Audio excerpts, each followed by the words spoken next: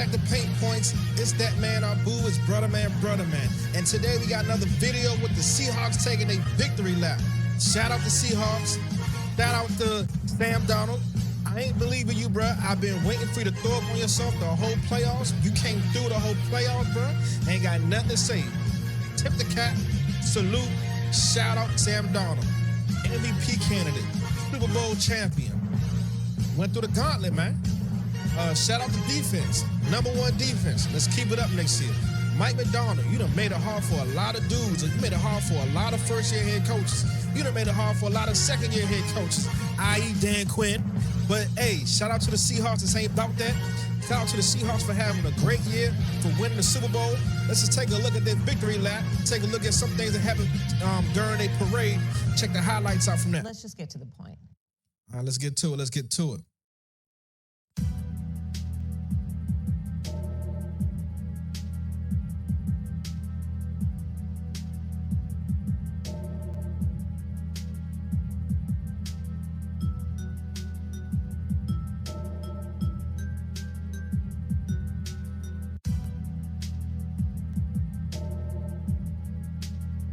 All right, so like we said, let's check out this article from Bleacher Report that highlights, some of the moments from their, what I would like to call their victory lap, their Super Bowl parade for the Seahawks. Looks like they did it in their stadium, which is weird.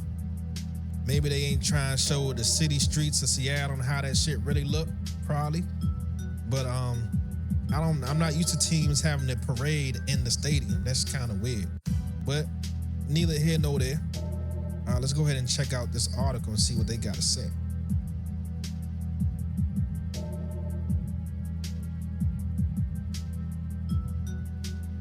All right, so the Seattle Seahawks celebrated their Super Bowl 60 victory with a parade on Wednesday. The Seahawks started off at Lumen Field for a ceremony where quarterback Sam Darnold received a raucous ovation. Let's take a look at that. All right, so they started here, okay.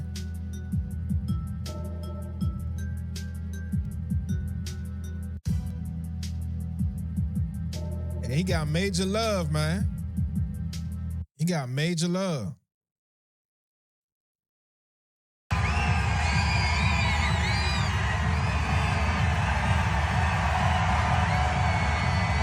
The shirt says cut for this. I like that. Cut for this. I like that.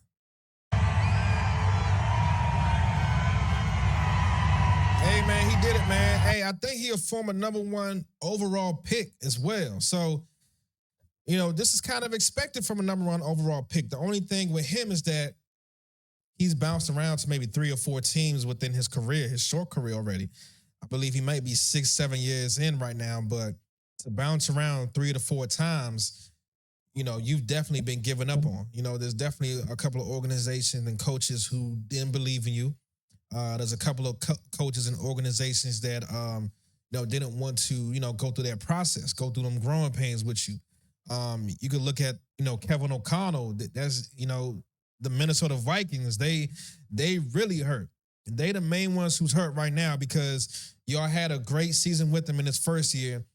Instead of building on top of that, you guys chose to change the guy at quarterback to Carson Wentz. You know what I'm saying? Or even McCarthy. To expect McCarthy or Carson Wentz to have the type of year that Sam Darnold had in his first year with you guys, that's criminal, man. That's, the NFL guys, football guys weren't going to let you slide with that, Kevin O'Connell. I believe at that point in time, Kevin O'Connell decided, hey, do I believe that this is a one-year thing? Or do I believe that, Sam Darnold can, continue growing, continue getting better as a player, as a quarterback? And Kevin O'Connell, he took that risk and he said no, even though you showed him in your first year. So the Minnesota Vikings, y'all are hurting, boy. Y'all hurting. You know what I'm saying? Justin Jefferson hurting. Kevin O'Connell hurting because Kevin O'Connell, the difference with Sam Darnold and J.J. McCarthy is that Sam Darnold, all you had to do was just put him in the right situation. JJ McCarthy, you gotta change the whole situation for him. That's the thing. And I wish you would have seen that. If you would have seen that, y'all would probably be walking this parade right now. You dig what I'm saying? Y'all got the defense for it. You just didn't have that guy at quarterback for it. Let's take a look. Let's see what else we got.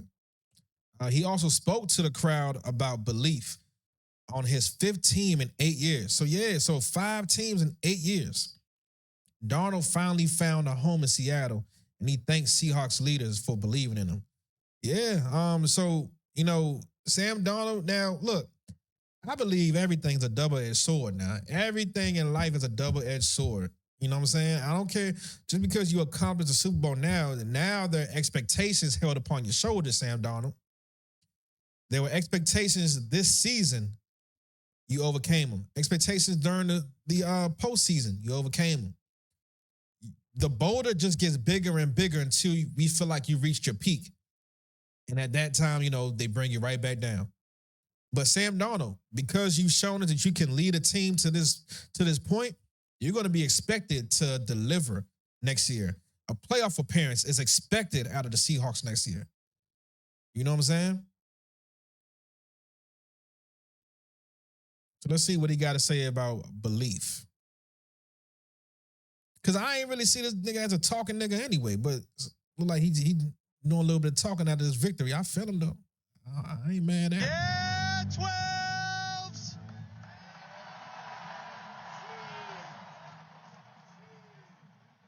Yeah, I just want to say I've talked a lot this last week about belief. A lot of people, didn't believe in me, but it didn't matter because the ones that are close believed in me, including y'all. I appreciate y'all so much. Showing love back. Shout out, Sam. That short list also includes Jody Allen, John Schneider, Mike Macdonald, man. I appreciate the belief y'all had in me for signing me this past year. And last but certainly not least, these players, man, for believing in me. I wouldn't be here without these guys. This defense, man. Hey, can we give it up one more time for this defense? See, this one's saying this is what we expect out of a quarterback. For believing Dry, in me. Corny, you know what I'm saying? Kill the crowd, but he could throw a fucking football. You dig what I'm saying? That's what's funny, you know what I'm saying? Bruh, dry as shit. My man just won the Super Bowl, man. Drag your motherfucking nuts, bro. You just won a Super Bowl, bro. Shout out Cuz, though. Shout out, bruh. I wouldn't be here without these guys. They packed that motherfucking stadium. Oh, This no, it's probably defense, half man. filled. Hey, can we give it up one more It's a lot time of for this motherfucking defense? people, though. Damn. Yeah, 12s!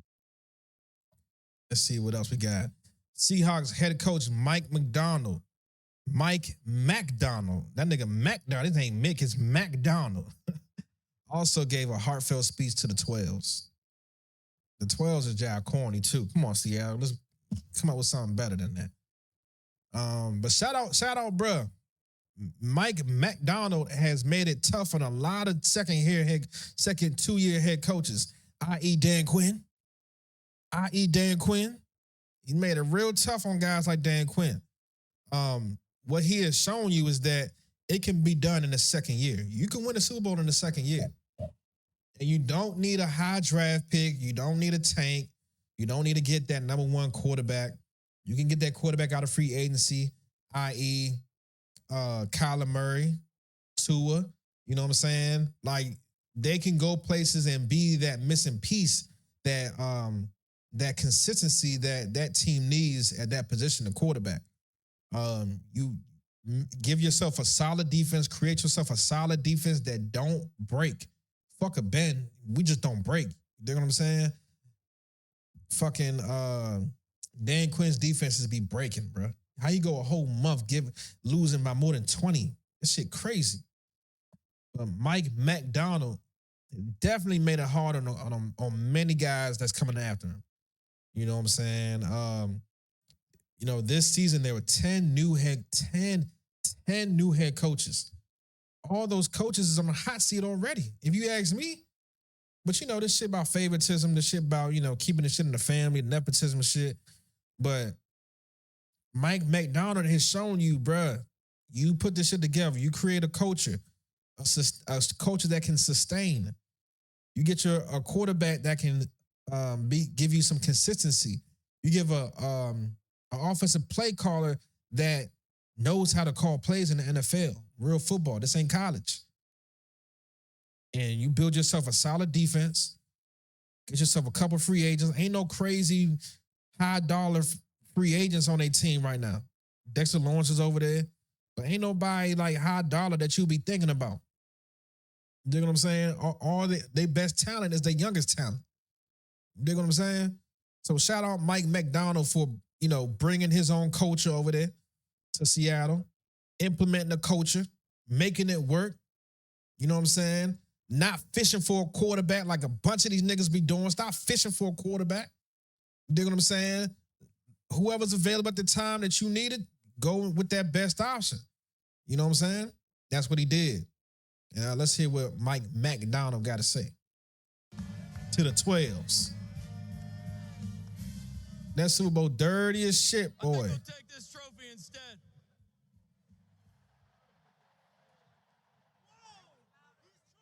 Man, look like a regular nigga.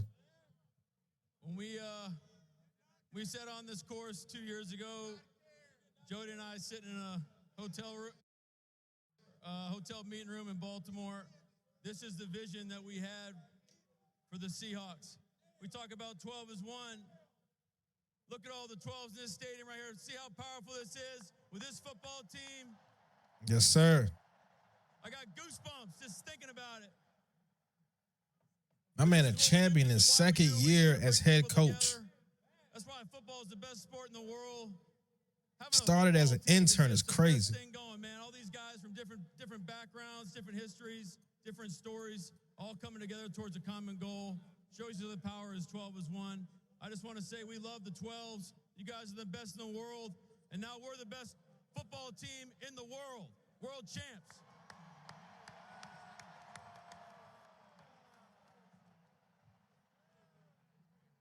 I'm going to shut up now so we can go celebrate.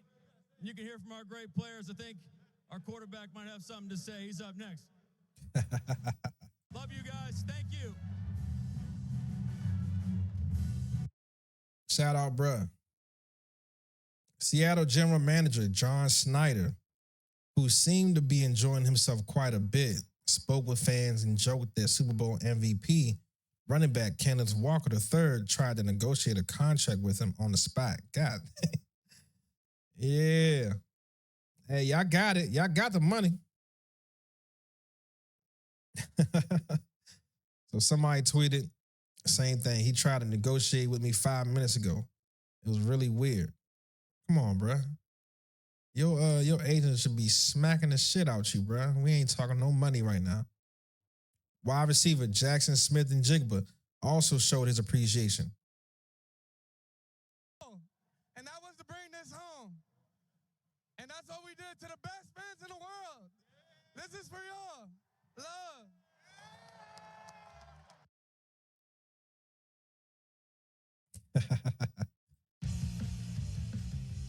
See.